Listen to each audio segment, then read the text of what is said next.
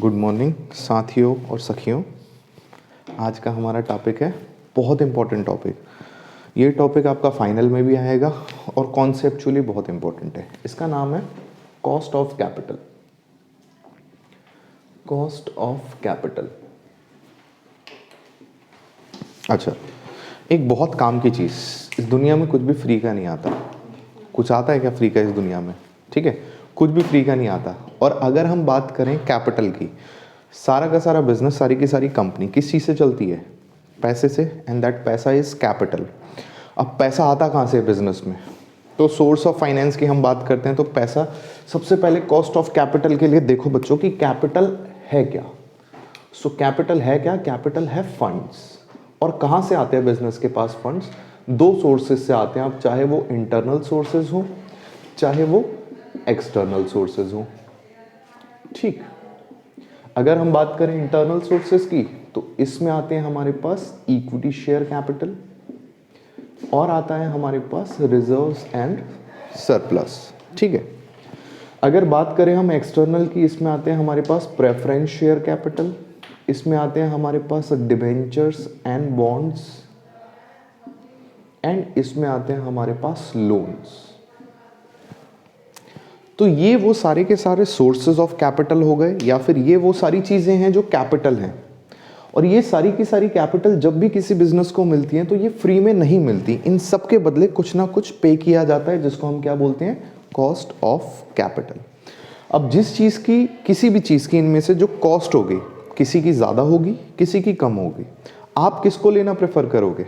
जो कम होगी। ऑफकोर्स जो सस्ता हमें मिल जाए वही बेहतर है। तो कंपनी भी इनमें से सबसे सस्ता देखती है, लेकिन सबसे सस्ता देखते हुए भी वो सारा पैसा वहाँ से नहीं ले सकती, क्योंकि एक टॉपिक होता है जिसको हम बोलते हैं कैपिटल स्ट्रक्चर।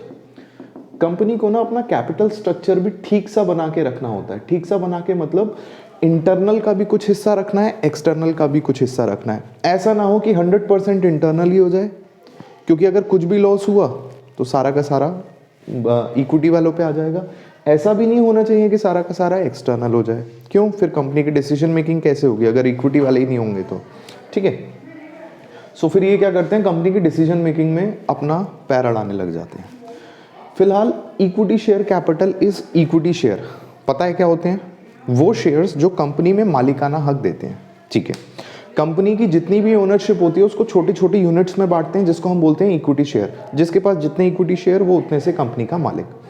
नॉर्मली कंपनी की डिसीजंस लेने के लिए 50% से ज़्यादा शेयर्स अगर किसी भी फेवर में हुए, लाइक मैं कहता हूँ कि कंपनी को ये प्रोजेक्ट करना है, हाँ या ना, तो अगर 50% से ज़्यादा वोट फेवर में आ गए तो वो हो जाएगा, अगर अगेंस्ट में आए तो वो नहीं होगा। तो कंपनी में डिसीजन मेकिंग के लिए सबसे ज़्यादा क्या इंपॉर्टेंट है? 50% शेयर्स। ठीक है, 1 मिनट इस पॉज करो। ओके, तो कहाँ थे हम? मैं तो भूल ही गया। हाँ हाँ, बोलो बोलो, कहाँ थे हम? अच्छा, इक्विटी शेयर की बात। इक्विटी शेयर क्लियर हो गया आपको? और 50% वोट की बात कर रहा था। पता है यही रीज़न है कि अंबानी साहब, रिलायंस कंपनी आपको पता है एक पब्लिक कंपनी है, कि पब्लिक उसमें पैसा लगाती है, लेकिन कभी भी ना अंबानी साहब उसके 50% से ज़्यादा शेयर पब्लिक को नहीं देंगे। क्यों? वरना डिसीजन मेकिंग के लिए पब्लिक और पब्लिक के जो भी रिप्रेजेंटेटिव होते हैं वो आ जाएंगे। इसीलिए जो मेजर शेयर होल्डिंग है रिलायंस की, वो किसने रखी है? अंबानी फैमिली ने अपने ही पास रखी है, ताकि जो भी डिसीजन मेकिंग हो सब उन्हीं का हो। ठीक है, चलिए नेक्स्ट आता है रिजर्व्स एंड सरप्लस। ये क्या होता है रिजर्व्स एंड सरप्लस? कंपनी के जो भी प्रॉफिट्स एज डिविडेंड नहीं बांटे जाते वो दोबारा कंपनी में री इन्वेस्ट कर देते हैं या दोबारा कंपनी में रख लेते हैं। अब ये चाहे इक्विटी शेयर कैपिटल कहें, किसकी है? ओनर्स की। ये जो प्रॉफिट या रिजर्व्स हैं कंपनी में, ये भी किसके हैं? ओनर के। अब बात करते हैं हम एक्सटर्नल फंड्स की। सबसे पहले आता है प्रेफरेंस शेयर कैपिटल। तो ये शेयर कैपिटल है, बट ये मालिकाना हक नहीं देता। मालिकाना हक देता तो इक्विटी शेयर होती। तो इसी के लिए ये बिल्कुल डिवेंचर या बॉन्ड्स की तरह एक डेट होता है, कंपनी के ऊपर डेट होता है, बस नाम में उसके क्या लगा हुआ है? शेयर। जैसे नाम होता है नयन सुख और बंदा है अंधा। ठीक है, नयन सुख मतलब जिसकी आंखों में सुख ही सुख हो, और अंधा है। तो कभी कभी नाम में कुछ होता है पर काम में कुछ और ही होता है। ठीक है, तो मैंने एक ऐसी लड़की को भी देखा है जो दुनिया की सबसे ज़्यादा डिप्रेस्ड लड़की है, और उसका नाम है प्रेरणा। ठीक है, तो ऐसा होता है। चल, तो प्रेफरेंस शेयर कैपिटल क्लियर है आपको। डिबेंचर्स एंड बॉन्ड्स की बात करते हैं। डिबेंचर्स एंड बॉन्ड एकदम डेट ही होता है, बिल्कुल प्रेफरेंस शेयर कैपिटल की तरह टुकड़ों में पैसे लिए जाते हैं। प्रेफरेंस शेयर कैपिटल के भी आगे एक परसेंटेज लिखी होती है, इसकी भी आगे एक परसेंटेज होती है। इसकी परसेंटेज को हम बोलते हैं डिबेंचर इंटरेस्ट, इसकी परसेंटेज को बोलते हैं हम प्रेफरेंस शेयर डिविडेंड। ठीक है। अच्छा, ये जो डिबेंचर्स होते हैं और बॉन्ड्स, बॉन्ड्स के बदले भी हम उधारी लेते हैं, डिबेंचर के बदले भी उधारी लेते हैं, दोनों में डिफरेंस क्या होता है? तो ये डिफरेंस याद रखना, क्योंकि इवन सीए में फाइनल के बच्चे होते हैं उन्हें भी ये चीज़ याद नहीं होती है या पता ही नहीं होती है। बॉन्ड्स की लाइफ ना 5 ईयर प्लस होती है। कोई भी अगर मैं उधारी ले रहा हूँ और वो 5 साल से ऊपर की है तो उस डेट को मैं बॉन्ड्स बोलूंगा, वेयर एज डिबेंचर 1 साल 2 साल 3 साल के लिए भी इशू हो सकते हैं। सो इसका मतलब कोई भी डिबेंचर जो 7-8 साल के लिए इशू हुआ है तो उसको हम क्या बोल सकते हैं? उसको बॉन्ड्स भी बोल सकते हैं, ऑफ कोर्स डिबेंचर भी है। ठीक है। सो जितने भी बॉन्ड्स है वो डिबेंचर हैं, लेकिन हर डिबेंचर बॉन्ड नहीं होता है, डिपेंड करता है वो 5 साल से ज़्यादा की लाइफ है या नहीं है। नेक्स्ट आता है बच्चों लोन्स। लोन्स का तो क्या बताऊँ, ये तुम्हें पता ही है। अच्छा, अब बच्चों इन लोगों को बदले में ना कुछ दिया जाता है। क्या देते हैं हम? उसको हम बोलते हैं इक्विटी डिविडेंड। जितना भी प्रॉफिट आता है, प्रॉफिट में से कुछ हिस्सा हम बांट देते हैं शेयर होल्डर्स को, बाकी रख लेती है कंपनी। और ये दोनों किसके हैं? दोनों ओनर के हैं। तो ओनर को क्या दिया हमने? इक्विटी का डिविडेंड। अब इक्विटी डिविडेंड जब हम इनको देते हैं तो यही है हमारे पास क्या? Cost of equity share capital, और इसको शॉर्ट में हम लिखते हैं बच्चों केई, कॉस्ट ऑफ इक्विटी। याद रहेगा। सिमिलरली प्रेफरेंस वालों को हम क्या देते हैं? इनको हम देते हैं प्रेफरेंस डिविडेंड। इसको हम बोलते हैं cost of debt, cost of preference share capital. कि जो प्रेफरेंस शेयर कैपिटल आई है वो फ्री में नहीं आई, उसके बदले क्या देना पड़ेगा आपको? Preference dividend. एंड यही प्रेफरेंस डिविडेंड क्या है? Cost of preference share. Next आता है आपके पास डिबेंचर्स एंड बॉन्ड्स। इसको और लोन को, दोनों को ही हम एक कैटेगरी में रखते हैं जिसको हम बोलते हैं डेट। डेट मतलब होता है उधारी, और उधारी के बदले क्या पे किया जाता है? एंड इसको बोलते हैं बच्चों हम कॉस्ट ऑफ डेट। क्लियर है? तो जब आप कॉस्ट ऑफ कैपिटल पढ़ रहे हो, कॉस्ट ऑफ कैपिटल में 3 एलिमेंट्स हमें पढ़ने हैं। KE cost of equity for equity share capital and reserves and surplus, KP cost of preference shares for preference share capital, and KD cost of debt for debenture bonds and loan. Clear है? अच्छा, यहां पे मैं दोबारा से एक tabular form में लिख देता हूं, what is the source of capital. क्या क्या सोर्स हो सकते हैं बच्चों? Equity share capital, reserves and surplus, preference share capital, debentures and loans. इन 5 के अलावा आपको छठा कभी कोई नहीं मिलेगा। मिलेगा तो वो मिलेगा डिबेंचर 1, डिबेंचर 2, मतलब डिबेंचर की सब कैटेगरी बन जाएगी। ये हो गए हमारे पास सोर्स ऑफ कैपिटल। उसके बाद इनकी जो कॉस्ट है, इक्विटी शेयर के बदले में क्या देते हैं बच्चों? Equity dividend. Reserve and surplus के बदले में भी क्या जाता है? इक्विटी डिविडेंड, क्योंकि वो मालिक को मिलता है। इसके बदले क्या जाता है? Preference dividend. इसके बदले जाता है इंटरेस्ट, एंड इसके बदले भी जाता है। ठीक। अब उसको हम बोलते क्या है? इसको हम बोलते हैं cost of equity, cost of equity, cost of preference shares, cost of debt and cost of debt. Clear है? अब एक और बहुत इंपॉर्टेंट चीज, कि जब हम बनाते हैं प्रॉफिट एंड लॉस अकाउंट, याद रखना P&L जब हम बनाते हैं ना तो हम डेबिट साइड पे इंटरेस्ट ले लेते हैं। ठीक है ना? डेबिट साइड पे इंटरेस्ट लेने के बाद हमारे पास आता है EBT। इवन अगर आपने जब लीवरेजेस किया है तो वहां पे हमने फॉर्मेट क्या बनाया था? यहां से मैं लिखता हूं sales minus variable cost equals to contribution minus fixed cost equals to earning before interest and tax, जिसमें पहले हम इंटरेस्ट माइनस करते हैं, EBT आता है, फिर माइनस करते हैं और आता है अर्निंग आफ्टर टैक्स। और अर्निंग आफ्टर टैक्स में से पहले माइनस करते हैं हम प्रेफरेंस डिविडेंड, और फिर जो अर्निंग्स आता है उसको बोलते हैं earnings for equity share holders. तो earnings for equity share holders, फिर इसे डिवाइड करते हैं हम number of equity shares, number of equity share से डिवाइड करने के बाद आता है आपके पास अर्निंग पर शेयर। फिर इस अर्निंग पर शेयर में से एक हिस्सा आप एज डिविडेंड बांट देते हो और एक हिस्सा आप अपने पास एज रिटेन्ड अर्निंग रखते हो। ठीक है, तो ये होती है पूरी कहानी। अब इसी कहानी से रिलेटेड एक बात जो मुझे समझानी है वो ये कि जो प्रॉफिट एंड लॉस होता है बच्चों, उसमें से हम क्या माइनस कर देते हैं, इंटरेस्ट। अगर कॉस्ट ऑफ कैपिटल की बात करूं तो हमारे पास इंटरेस्ट भी है, प्रेफरेंस डिविडेंड भी है और इक्विटी डिविडेंड भी है। तो याद रखना आपको, डिविडेंड जो होता है ना वो P&L में नहीं दिया जाता। इसीलिए जब ये पैटर्न बना, पैटर्न में सबसे पहले किसको घटाया, इंटरेस्ट को। इंटरेस्ट करने के बाद यहीं पे टैक्स भी माइनस कर देते हैं हम, और टैक्स माइनस करने के बाद हम बनाते हैं profit and loss appropriation account. जितना भी प्रॉफिट यहां से आता है बच्चों, उसको मैं बोल देता हूं EAT। टैक्स मैंने पे कर दिया पहले। अब EAT आने के बाद मैंने यहां पे क्या क्या दिया, सबसे पहले मैं क्या दूंगा, प्रेफरेंस का डिविडेंड। फिर मैं क्या दूंगा, इक्विटी का डिविडेंड। ये तो वो हो गया जो मैंने बांट दिया।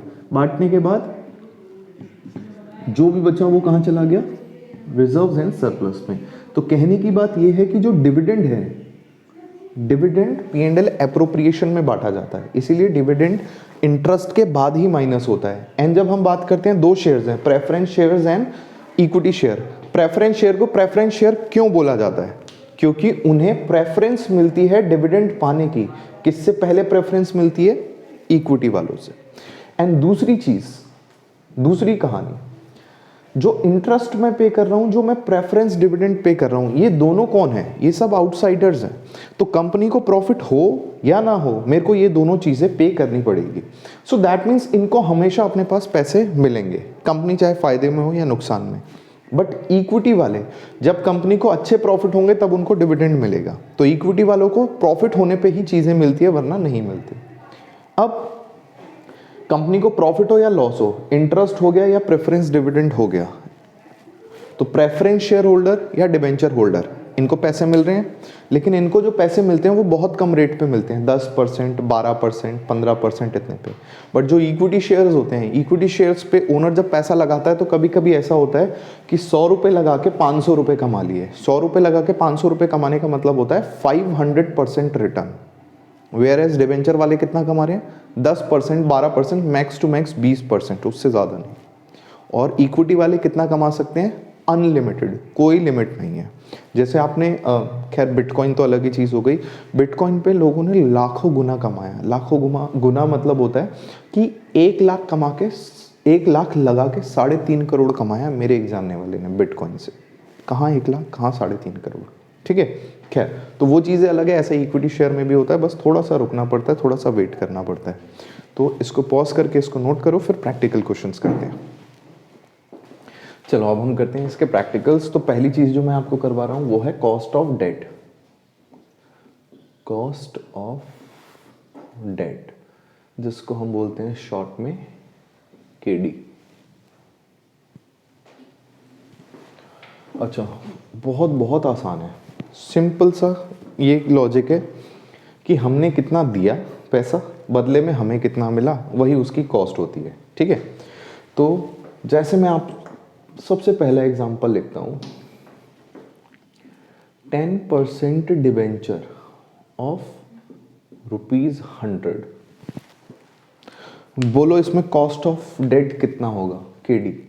याद रखना है KD हमेशा परसेंटेज या प्रोपोर्शनेट बेसिस पे आएगा। तो यहाँ जब भी उसने ये लिखा है ना बच्चों, कॉस्ट ऑफ डिबेंचर ऑफ ₹100, ये तो आपको सीधा लिख देना है 10%।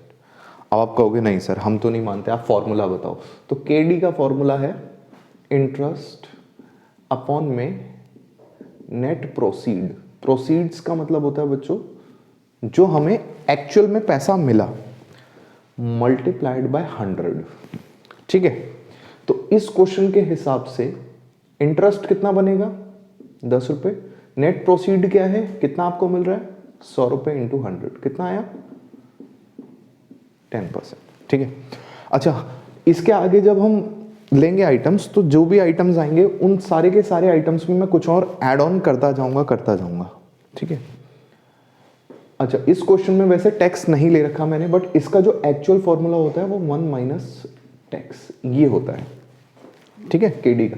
तो इस फॉर्मूले को कहीं पे भी ऐसी जगह लिखना जहां पे आप बार बार देख सकते हो, वो आपकी बुक का, नोटबुक का लास्ट पेज होता है जिसे आप कभी भी देख सकते हो, बीच में खो जाती हैं चीजें, जो भी फॉर्मूले हो हमेशा लास्ट पेज पे लिखो। तो हमारे पास आए इंटरेस्ट 1 माइनस टैक्स। अब टैक्स की डिटेल तो दे ही नहीं रखी इसमें, तो नेक्स्ट एग्जांपल लेते हैं, एग्जांपल नंबर 2। फिर से कहता है 10% डिबेंचर है ऑफ ₹100 ईच, और उसके बाद आपसे कहता है कि भाई 30% टैक्स भी लगाती है दुनिया, एंड आपको पता है कॉर्पोरेट में ऑलमोस्ट 30% के रेट पे ही टैक्स लगता है। तो यहाँ पे कॉस्ट ऑफ डेट हमारा क्या बनेगा, अगेन इंटरेस्ट 1 माइनस टैक्स। ये होता है बच्चों जब आप प्रोपोर्शनेट या परसेंटेज बेसिस पे ले रहे हो। जैसे अगर अभी मैं परसेंटेज बेसिस पे ले रहा हूं तो मेरे पास 10% है, 1 माइनस टी कितना है टैक्स, 30%, 30% इज 0.3, 0.3 से माइनस करूंगा तो 0.7 आ जाएगा, 0.7 को 10 से मल्टीप्लाई करेंगे तो 7% आ गया। केडी इज 7%, क्लियर है, ठीक है। अच्छा, यही अगर आप कहते हो कि नहीं सर परसेंटेज की जगह आप नॉर्मल फॉर्मूला बनाओ, तो normal formula is cost of debt. याद रखना है जब परसेंटेज लोगे तो ये, अगर अमाउंट के साथ करना है तो अमाउंट के साथ क्या बनेगा, इंटरेस्ट 1 माइनस टैक्स अपॉन में नेट प्रोसीड इंटू 100। इंटरेस्ट कितना है, 10 रुपये बन रहा है, 1 माइनस 0.3, ये तो सेम है। नेट प्रोसीड कितनी है, 100 रुपये की, इंटू 100, 100 से 100 कैंसिल हो गया, अगेन हमारे पास क्या आ गया, 7%, ठीक है। ये आ गया हमारे पास कॉस्ट ऑफ डेट। ओके, हमारे एग्जाम में आज तक जितने भी क्वेश्चंस आ रखे हैं सब के सब इस लेवल के आ रखे हैं, इससे आगे लेवल पे नहीं गए, बट मैं आपको आगे के सारे लेवल के क्वेश्चन करा रहा हूं एक एक चीज बढ़ा के। एग्जाम्पल नंबर 3, फिर से 10% debenture of ₹100 issued on premium. बोलो कितना परसेंट प्रीमियम लो, कितने ढीले हो यार तुम लोग, 10% प्रीमियम ले लिया मैंने, ठीक है। अब याद रखना बच्चों, डिबेंचर इशू करूंगा तो मुझे कितना मिलेगा, क्या मुझे 100 रुपए मिलेंगे डिबेंचर के बदले, आंसर इज नो, मुझे मिलेंगे 110 रुपए, क्योंकि मैं डिबेंचर किस पे इशू कर रहा हूं, प्रीमियम, प्रीमियम मतलब एक्स्ट्रा पैसा। तो अब केडी याद रखना बच्चों, जब भी प्रीमियम, कमीशन, डिस्काउंट कुछ भी क्वेश्चन में दे रखा हो तो सिर्फ और सिर्फ अमाउंट वाला फॉर्मूला लगेगा। अगर सिंपल टैक्स और रेट दे रखा है तो रेट वाला फॉर्मूला लगा सकते हैं, तो ये भी लगा सकते हैं, लेकिन यहाँ रेट वाला फॉर्मूला नहीं लगेगा। सो केडी की फिर से इंटरेस्ट 1 माइनस टैक्स अपॉन में नेट प्रोसीड्स इंटू 100। बोलो बच्चों इंटरेस्ट कितना बनेगा, इंटरेस्ट बनेगा 10 रुपए। एक और चीज याद रखना, एक डिबेंचर के बदले आपको कितना मिल रहा है, 110 रुपए। तो क्या मैं 110 पे लूंगा 10%, आंसर इज नो। 10% हमेशा जो भी शेयर डिबेंचर की फेस वैल्यू होती है उस पे लिया जाता है, चाहे वो 100 रुपए की चीज 1 रुपए पे भी इशू करूं, बट इंटरेस्ट या डिविडेंड हमेशा इसकी फेस वैल्यू पे होगा।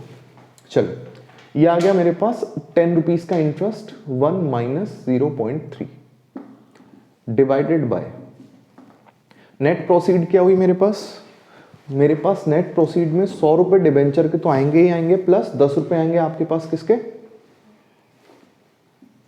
10 रुपए आएंगे हमारे पास प्रीमियम के। तो इस बार फॉर्मूला आएगा आपका 7 इंटू 100 अपॉन 110। बोलो कितना आया, कैलकुलेटर लो,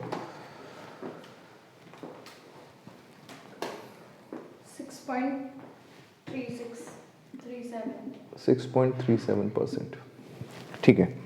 अच्छा अब सवाल ये था कि सर जब इंटरेस्ट है, नॉर्मली केडी के अगेंस्ट इंटरेस्ट ही जाता है, तो हम 1 माइनस टैक्स क्यों कर रहे हैं। तो 1 माइनस टैक्स इसीलिए करते हैं क्योंकि हमें ना टैक्स का एडवांटेज मिलता है। देखो सिंपल सी बात है, 10 रुपए का मेरा प्रॉफिट, 10 रुपए का इसका प्रॉफिट, मैं इंटरेस्ट नहीं देता तो मेरा सीधा टैक्स कितना बनेगा, 30% के हिसाब से 3 रुपए का। ये इंटरेस्ट देती है, मान लेते हैं इसने 5 रुपए का इंटरेस्ट दिया, तो इंटरेस्ट 5 रुपए दे दिया तो प्रॉफिट कितना बचा इसका, 5 रुपए। अब 5 रुपए का 30% अगर आप टैक्स लगाते हो तो टैक्स कितना बना? 1.5 रुपए का। इसका टैक्स कितना बना? 1.5। मेरा कितना बना? 3। लेकिन प्रॉफिट बिफोर इंटरेस्ट जो था, इंटरेस्ट एंड टैक्स, वो दोनों का सेम था, 10-10 रुपए। पर मेरे पास इंटरेस्ट नहीं था, इसीलिए मेरे पास टैक्स ज्यादा बड़े अमाउंट पे लगा। तो टैक्स का एडवांटेज होता है, अगर आप खर्चे बढ़ाओगे प्रॉफिट कम होगा, प्रॉफिट कम होगा तो टैक्स अपने आप कम हो जाएगा। ठीक है, सो प्रॉफिट कम होने की वजह से टैक्स एडवांटेज मिलता है। यही वजह है। क्या डेप्रिसिएशन हमारा एक्चुअल खर्चा होता है? नहीं, लेकिन डेप्रिसिएशन को P&L में लेते हैं हम एज द एक्सपेंस। क्या करता है? प्रॉफिट कम कर देता है, जिसकी वजह से क्या होता है? टैक्स कम हो जाता है। ठीक, क्लियर है? Okay, next example.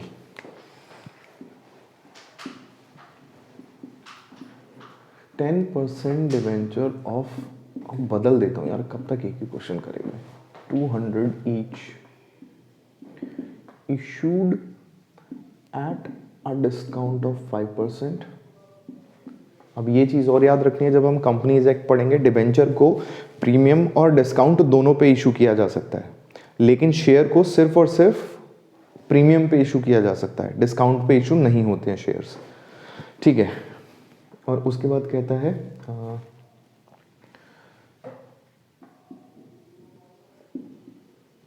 Brokers commission 5% and tax 40%। ठीक है, लो क्वेश्चन तैयार है, सॉल्व करते हैं इसको। Again what is formula of KD? Interest 1 minus tax upon में net proceeds multiplied by 100। Interest कितना बनेगा? 10% ऑफ 200 कितना आ गया? 20 रुपए। 1 माइनस टैक्स कितना है? 0.4। तो ये करूंगा, ये आ जाएगा मेरे पास 0.6, इससे करते हैं, ये आ गया 12 डिवाइडेड बाय नेट प्रोसीड्स। तो नेट प्रोसीड्स सबसे पहले बच्चों 200 रुपए आपको डिबेंचर्स के मिलने थे, बट आपने क्या दे दिया उस पर? 5% का डिस्काउंट। तो 5% डिस्काउंट दे रहे हो तो ये कम हो जाएगा। किसका 5%? फेस वैल्यू का। इसका 5% कितना हो गया? 10 रुपीज। माइनस आप ब्रोकर को भी कमीशन दे रहे हो। कभी कभी ऐसा होता है ना, मैं शेयर या डिबेंचर बेचने निकल तो जाता हूँ मार्केट में, लेकिन लोग मुझसे डायरेक्टली नहीं खरीदते, तो लोग जिससे खरीदते हैं उसे बोलते हैं अंडर राइटर्स। ठीक है, ये भी हम पढ़ेंगे अपने अकाउंट्स में। सो अंडर राइटर्स को हम कमीशन दे रहे हैं 5% की। 5% कमीशन फिर से हो जाता है 10 रुपए इंटू 100 डिवाइडेड बाय, ये कितना आ गया? 180। बताओ कितना होता है? 1200 डिवाइडेड बाय 180।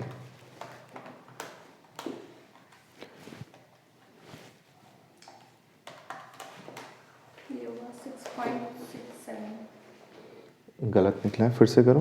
1200 divided by 180।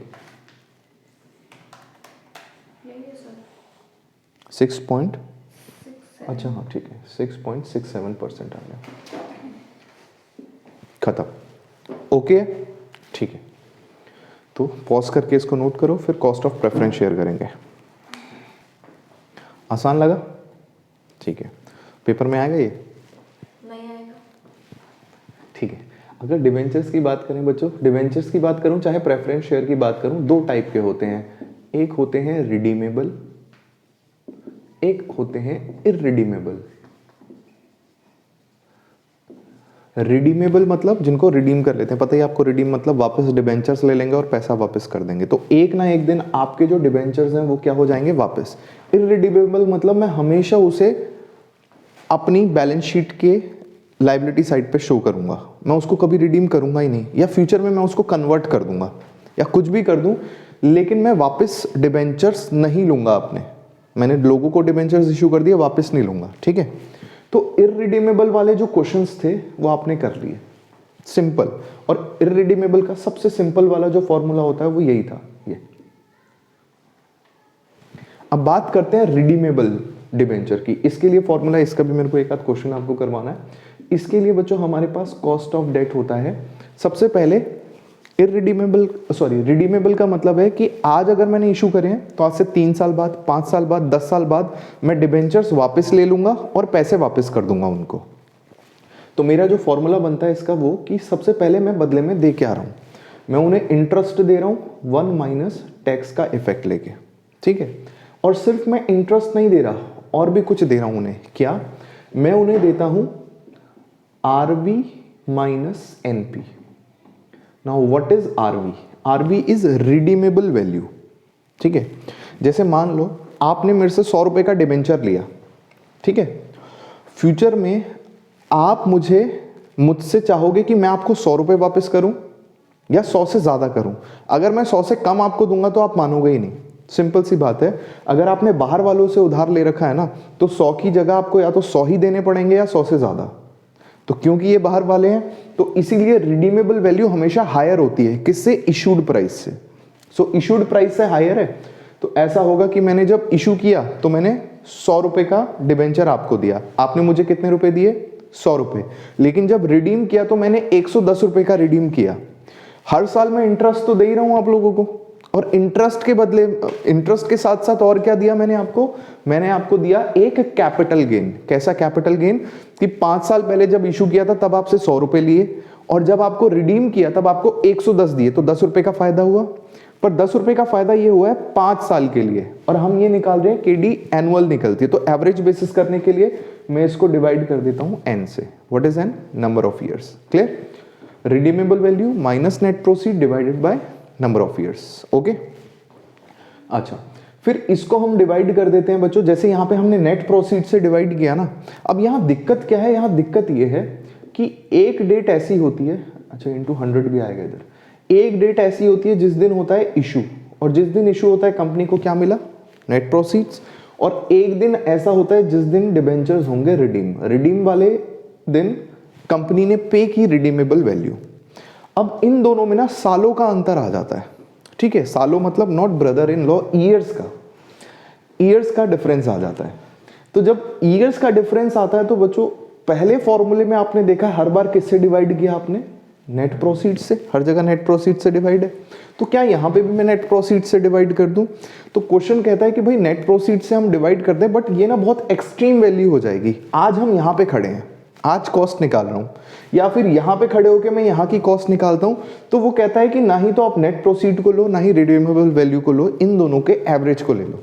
तो एवरेज क्या बन जाएगा बच्चों? Net proceeds plus redeemable value divided by 2। तो मैं मानता हूं बदले में मुझे ये मिला और ये ऊपर वाली चीजें मैंने दी, ठीक है। अब जल्दी से एक क्वेश्चन करते हैं। जब हम बच्चों कॉस्ट ऑफ प्रेफरेंस शेयर करेंगे ना, डी की जगह पी चेंज हो जाएगा, इंटरेस्ट की जगह डिविडेंड चेंज हो जाएगा, सारी की सारी कैलकुलेशन सेम रहेगी, सारा फॉर्मूला सेम रहेगा। सो अगर आपने कॉस्ट ऑफ डेट कर लिया तो कॉस्ट ऑफ प्रेफरेंस शेयर आपका अपने आप हो गया। क्या? तो जल्दी से मैं एक एग्जांपल ले लेता हूं। मैं कहता हूं 10% debenture issued at a premium of rupees 5 of rupees 100, ठीक है। 10% डिबेंचर है बच्चों 100 रुपए का, जिसको हमने इशू किया है। आगे कहता हूं redeemable after 5 years at 10% premium. आज से 5 साल बाद मैं उसको रिडीम करूंगा 10% प्रीमियम पे, ठीक। एंड इसके अलावा कहता है कि भाई जो टैक्स है वो है 30%। Find KD। Okay, so cost of debt formula लिखते हैं हम, इंटरेस्ट 1 माइनस टैक्स प्लस में redeemable value minus net proceeds divided by number of years divided by average of RV and net proceeds into 100, ठीक है। सबसे पहले interest बोलो बच्चों, इंटरेस्ट कितना बनेगा? 10% है 100 रुपए का, कितना इंटरेस्ट बना? 10 रुपए। नाउ 1 माइनस टैक्स कितना है? 30%, 0.3। तो इसको करूंगा बच्चों, ये बाद में 7 आ जाएगा मेरे पास इस कैलकुलेशन का answer. Now plus RV minus NP। RV क्या है? Redeemable value. रिडीमेबल वैल्यू कितनी बनेगी? तो 100 रुपए का डिवेंचर है, इसको हम कितने पे रिडीम करने वाले हैं? 10% प्रीमियम पे। तो कितने का रिडीम होगा? 110 रुपए का। ठीक, minus net proceed. Net proceed मतलब आज कितने पैसे मिले होंगे मुझे on the date of issue. तो डेट ऑफ इशू में एक डिबेंचर कितने का है, 100 रुपए का। किस पे इशू करा आपने उसे, issued at a premium of 5%। That means कितना मिला होगा आपको, 105 रुपए। अब आपने 105 रुपए लिए और दिए कितने, 110, 5 रुपए का नुकसान हुआ। पर ये 5 रुपए का नुकसान आपको ड्यूरिंग 5 ईयर्स हुआ है, तो पर ईयर करने के लिए आप क्या करोगे, उसे 5 से डिवाइड कर दोगे। तो ये आ जाएगा वो हिस्सा जो मैं एनुअल बेसिस पे दे रहा हूं। अब बदले में मुझे क्या मिला, बदले में मुझे आरवी रिडीमेबल वैल्यू कितनी, 110 प्लस 105 का एवरेज मल्टीप्लाइड बाय 100। ठीक है, अब निकाल लो इसका आंसर। ये आंसर आ गया मेरे पास 7 प्लस ये आ गया मेरे पास 1 इंटू 100, 8 हो गया ये। और इसका एवरेज आ जाता है मेरे पास 107.50। तो ये आ जाएगा 800 अपॉन 107.50। बताओ कितना आता है।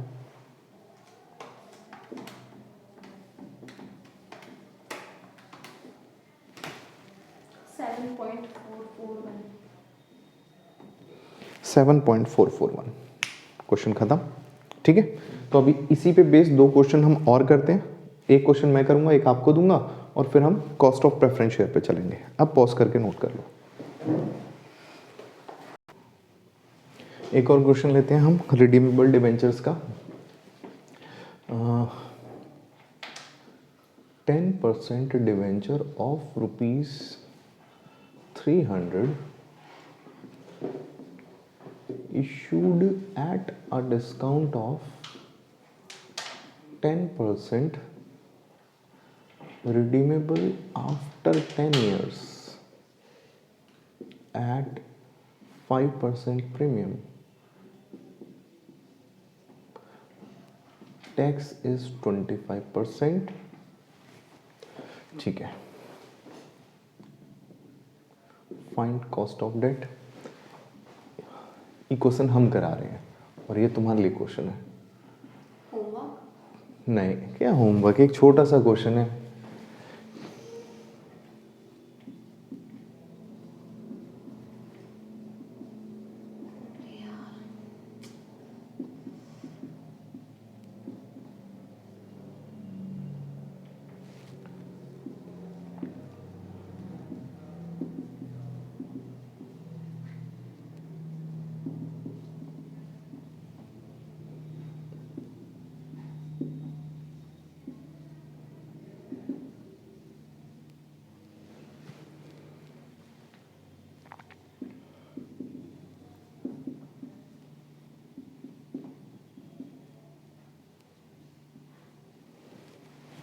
ठीक है, क्वेश्चन हो गया। बहुत ध्यान से करना, बहुत ज़्यादा सिंपल सा क्वेश्चन मैंने दे रखा है, इस बीच में हो सकता है कहीं फंस जाओ।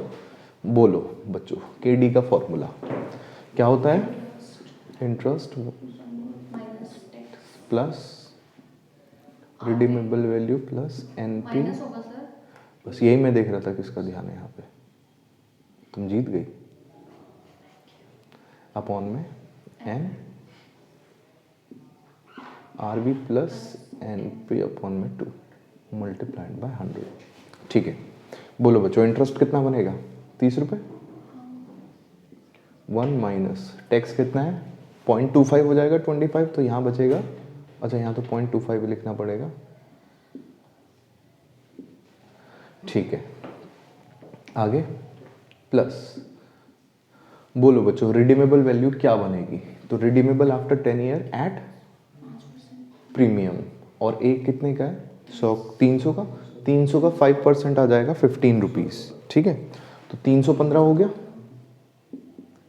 देते समय हमने रिडीम करते समय 315 रुपए दिए। सवाल ये हमें कितने मिले, तो हमें मिलते 300, लेकिन हमने 10% का डिस्काउंट दे रखा है।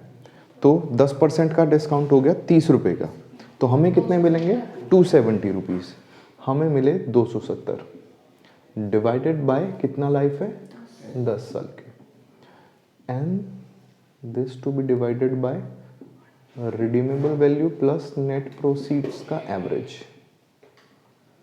ये कितना आएगा बच्चों, 0.75 आ गया अंदर, 0.75 को 13 से मल्टीप्लाई करोगे तो 22.50 आ जाएगा। 22 रुपये 50 पैसे का on an average annual interest बना। ये कितना आता है हमारे पास, 45 डिवाइडेड बाई 10, 4.50 डिवाइडेड बाई, इसका एवरेज कितना आएगा, 292.5 मल्टीप्लाइड बाय 100, निकालो बच्चों कितना आता है, 2700 अपॉन 292.5।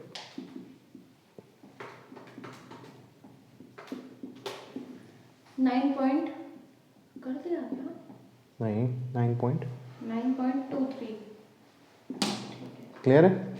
बस सिंपल फॉर्मूला लगाना है, फिर हो ही जाएगा। तो पॉज करके इस क्वेश्चन को खुद करो। रुको, उसका एक आपको हिंट दे देता हूँ।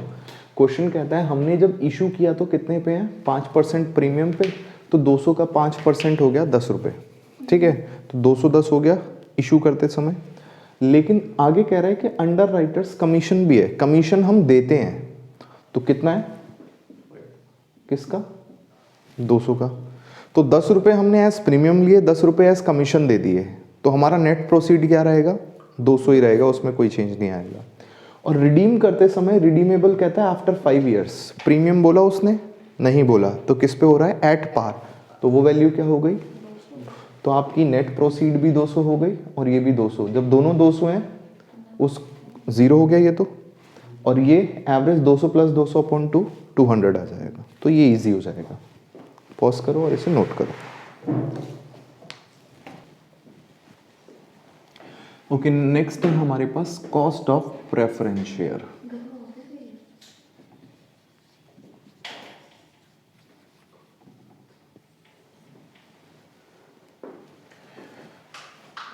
Cost of preference share capital,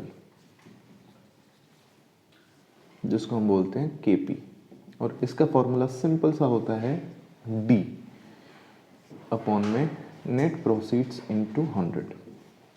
ठीक है, डी मतलब क्या हो गया, डिविडेंड, जो प्रेफरेंस शेयर पे दिए जाने वाला डिविडेंड है वो हो गया हमारे पास डी। ओके, अब देखो बच्चों, इसमें अच्छी बात यह है कि इसमें 1 माइनस टैक्स भी नहीं है। ठीक है, 1 प्लस टैक्स होता है इसमें, वो भी कब होता है वो मैं बाद में बताऊंगा, फिलहाल इतना सा फॉर्मूला है। तो वही छोटे छोटे क्वेश्चंस मैं आपको बना रहा हूँ, आप शुरू करो और सॉल्व करते जाओ, बिल्कुल जैसे हमने अभी कॉस्ट ऑफ डेट के किए हैं, बिल्कुल वैसे ही है। ओके, 12% प्रेफरेंस शेयर, ये है question number 1। 12% preference share issued, सब में केडी निकालना है, सॉरी केपी निकालना है हमें।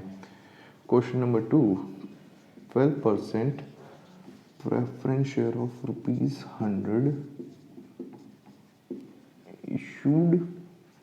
अच्छा, ये करने से पहले बच्चों ऊपर हेडिंग लिखते ना, irredeemable preference share,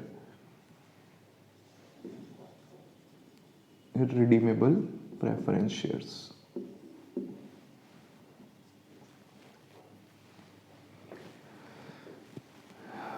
%12 preference shares capital issued at a premium of 10%. Question number 3, 10% preference shares of ₹100 each issued at premium of 5%, underwriters commission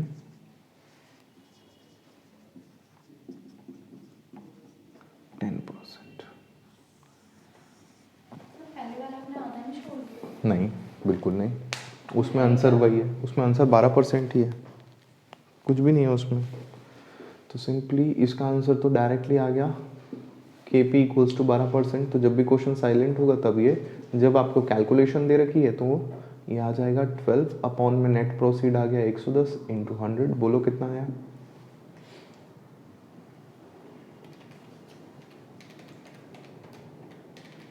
6.67, यही है ना? नहीं, नॉट पॉसिबल। 10.90 नहीं। हाँ, हाँ यार, मत बोलो तुम कैलकुलेटर। नेक्स्ट इसमें 10 रुपये का डिविडेंड बनेगा एंड प्रीमियम, अगर नेट प्रोसीड की बात करूं तो 100 रुपये का शेयर है प्लस 5 रुपये का प्रीमियम है माइनस अंडर राइटर कमीशन है 10 इंटू 100, तो ये आ गया 1000/95। ये बोलो कितना आएगा?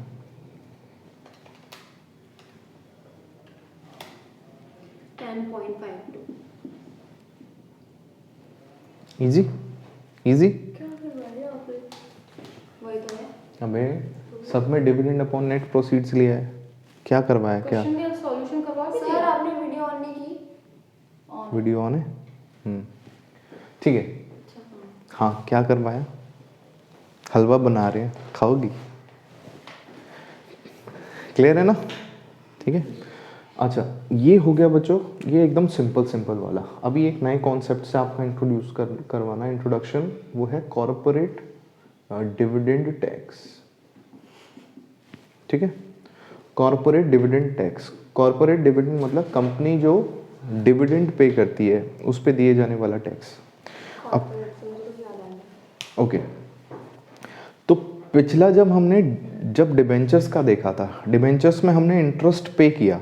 इंटरेस्ट पे करने से हमारी एक्सपेंस वाली साइड बढ़ जाती है और प्रॉफिट कम हो जाते हैं। प्रॉफिट कम होता है तो टैक्स अपने आप कम हो जाता है।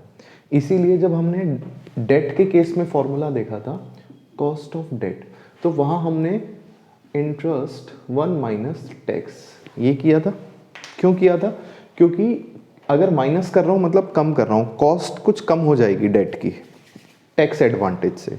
लेकिन अगर मैं बात करूँ कॉर्पोरेट डिविडेंड टैक्स, यहाँ अगर 100 रुपये का डिविडेंड मैं दे रहा हूँ वो तो मैं दूंगा ही दूंगा, और गवर्नमेंट कहती है कि भैया इस पे 12% का डिविडेंड टैक्स भी है, तो इस पे 12% मैं अलग से गवर्नमेंट को भी दूंगा। सो दैट मीन्स यहाँ पे मेरी कॉस्ट इंक्रीज हो जाएगी।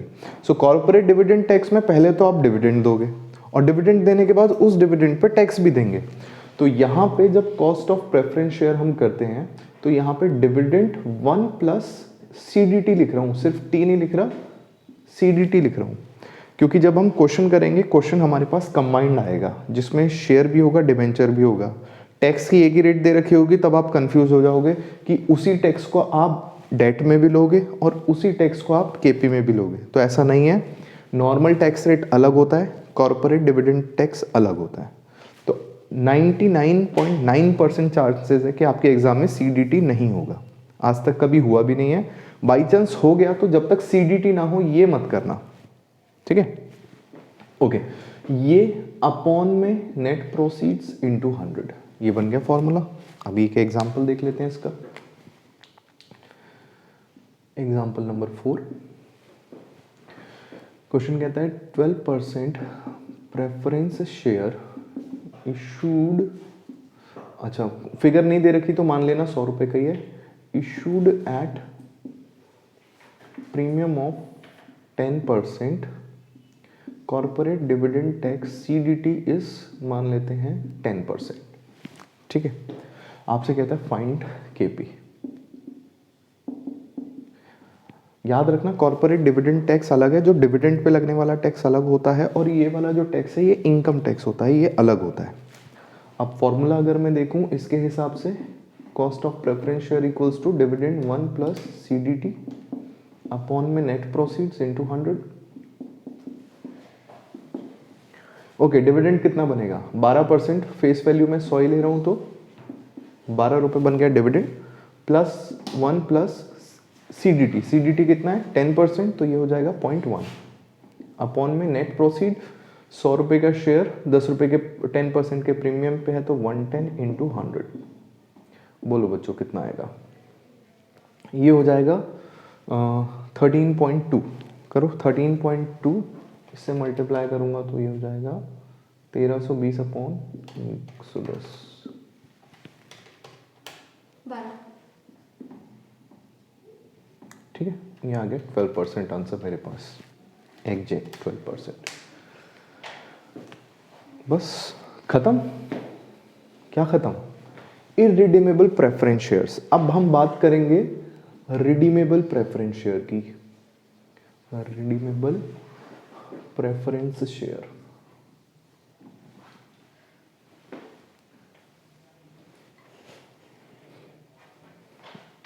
रिडीमेबल प्रेफरेंस शेयर के लिए सेम वही जैसे अभी हम रिडीमेबल प्रेफरेंस रिडीमेबल डिबेंचर का जो फॉर्मूला था वही यहाँ पे भी लगेगा। केपी कितना आ जाएगा बच्चों हमारे पास, सबसे पहले dividend plus same RV minus NP upon में N divided by RV plus NP upon में 2 इंटू 100। ठीक है, जो 1 माइनस टैक्स था वो गायब हो गया, यहाँ सिंपल डिविडेंड है। जो आपने डिबेंचर के क्वेश्चन करे थे वही सेम क्वेश्चन प्रेफरेंस शेयर के लिए बन जाएंगे और टैक्स अपने आप हट जाएगा। तो सेम टू सेम वही कॉन्सेप्ट है। एक बार ले लेता हूँ एक question, example number 5, 10% preference share of ₹500 issued at par to be redeemed after 5 years at premium of 10%। Okay, by chance अगर क्वेश्चन आगे बोल दे that corporate dividend tax is इतना, अगर सीडीटी दे दे तो अपने आप डी के आगे 1 प्लस सीडीटी कर देना। ठीक है, क्योंकि वो आपको एग्जाम में नहीं देगा तो मैं भी यहाँ पे नहीं लेके चल रहा। No solution, once again formula dividend plus RV minus NP upon में N, RV plus NP divided by 2 multiplied by 100। बोलो बच्चों डिविडेंड कितना बनेगा इसमें, 500 का 10% 50 रुपये प्लस रिडीमेबल वैल्यू कितनी बनेगी, 10% प्रीमियम पे हो रहा है। सो 500 का 10 50, तो ये हो गया 550। इशू किस पे हुआ, पार, पार मतलब फेस वैल्यू। तो आपने 50 रुपये एक्स्ट्रा दिए, कंपनी ने 50 रुपये एक्स्ट्रा दिए बट वो दिए 5 साल के लिए, डिवाइडेड बाय 550 प्लस 500 अपॉन में 2 इंटू 100। ये 50 प्लस ये कितना आ गया 10, 50 अपॉन 5 और ये आ गया मेरे पास एवरेज 525 इंटू 100। तो ये आ गया आपके पास 6000 divided by 100, sorry divided by 525।